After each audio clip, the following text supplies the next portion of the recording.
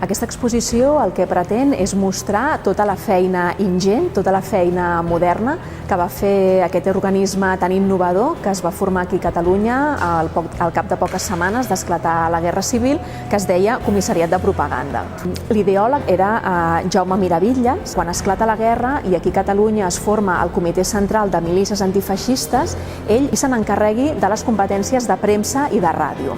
Aleshores, ell aquí ja comença a veure que Catalunya necessitarà un organisme de propaganda propi per fer sentir la veu institucional catalana.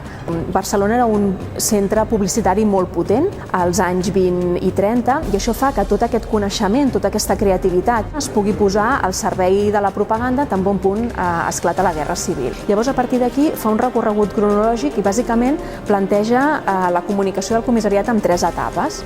Una etapa inicial en què es veu que el comissariat no comunicava a tothom el mateix, sinó que dividia la seva comunicació segons si s'adreçava a la rereguarda catalana, si s'adreçava a la resta de la zona republicana, si s'adreçava a l'àmbit internacional o si es dirigia a tota la gent que estava lluitant al front.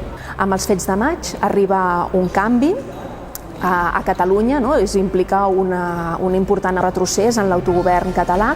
El comissariat passa a estar més qüestionat. L'última sala està dedicada a la militarització, podríem dir, del comissariat i comença quan les tropes franquistes posen el peu a Catalunya, a l'abril de l'any 38, quan conquereixen la primera capital catalana, que és Lleida. A partir d'aquí, el comissariat potencia molt més els homenatges i tots els actes adreçats als soldats, als combatents. L'exposició acaba fent un petit homenatge a tota la gent que va treballar al comissariat. Es presenta una llista amb aproximadament unes 200 persones que totes elles van fer possibles, comandades per Jaume Miravitlles, tota la feina que es pot veure a l'exposició.